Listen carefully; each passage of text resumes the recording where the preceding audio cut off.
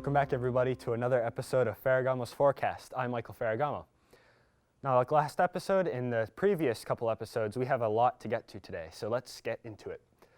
Looking at the live camera right now, towards Boston, as you can see, just a line of clouds moving through. This would be over the South Shore right now, and as you can see, it is clear, sunny skies, and a couple contrails you can see there up in the distance there, but that is it. Seasonable outside, temps right now in the low 40s. Should be just in the low 40s, near 40 degrees.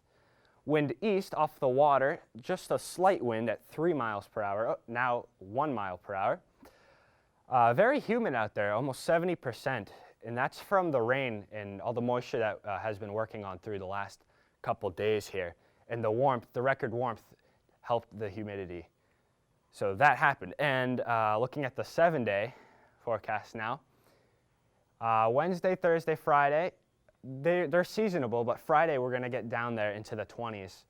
So it's going to be cold, no rain expected there. Now Saturday, Sunday is our next rain event, which could bring us some snow on Saturday before the temps rise back into the 40s and change that snow to rain.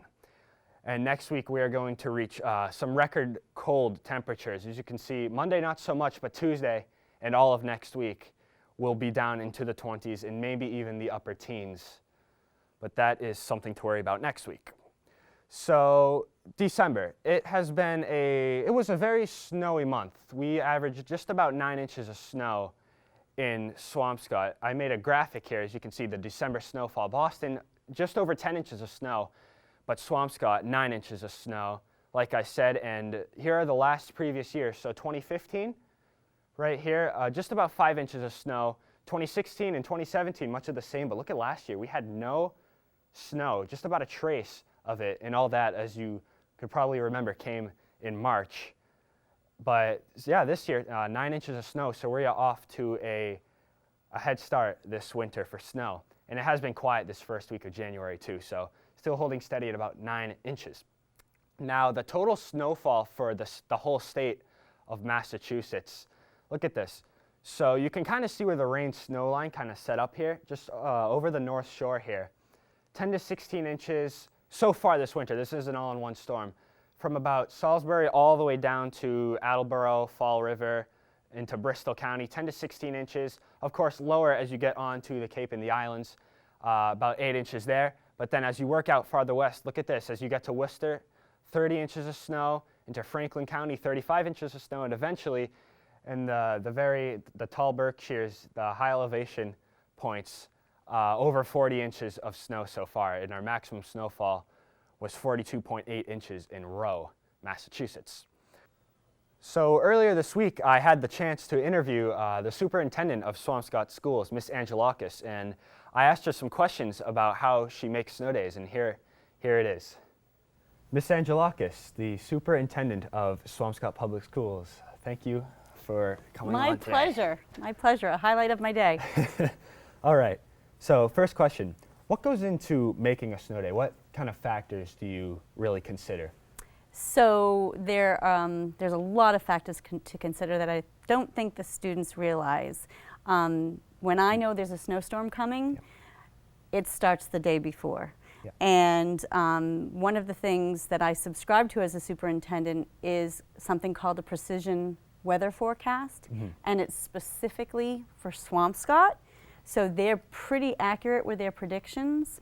But watching the news, the Boston News channels, speaking to other superintendents, but really I rely on that precision weather forecast because we're on the coast, and because what happens here could be very different than what happens just a few miles away.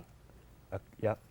So leading on to that, do the cancellations of surrounding towns, do they have any impact on the decision? I'll be honest, we are all texting. Most of the area North Shore superintendents are texting together, but really the other superintendents that I rely on are Marblehead and Nahant. We talk a lot because it really depends on the timing of the storm. Sure, Is it coming at 4 in the morning or is it coming the night before so there's enough time for cleanup?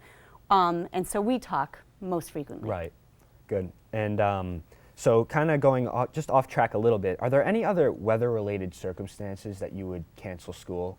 Ice. Ice. So say if it weren't, there weren't 6 inches of snow, if it were really icy or wind conditions or temperature. I have canceled in the past due to frigid cold because I've been afraid of pipes freezing and bursting. And so it could be frigid weather, it could be winds, it could be icy conditions. And again, timing is a big part of the call. If things are happening at 10 o'clock at night and there's plenty of time for people to get ahead of it, it's fine. But if things are happening at 4 or 5 in the morning, I need to give my crews time to clean. Okay, yeah.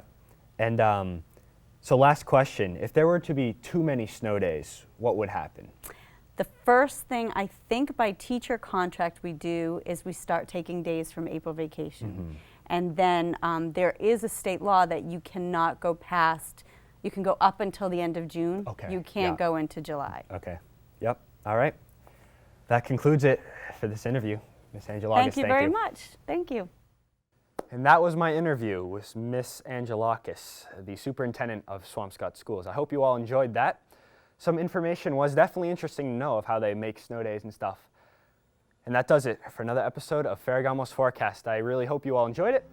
My contact info up as always, and we'll see you all next time.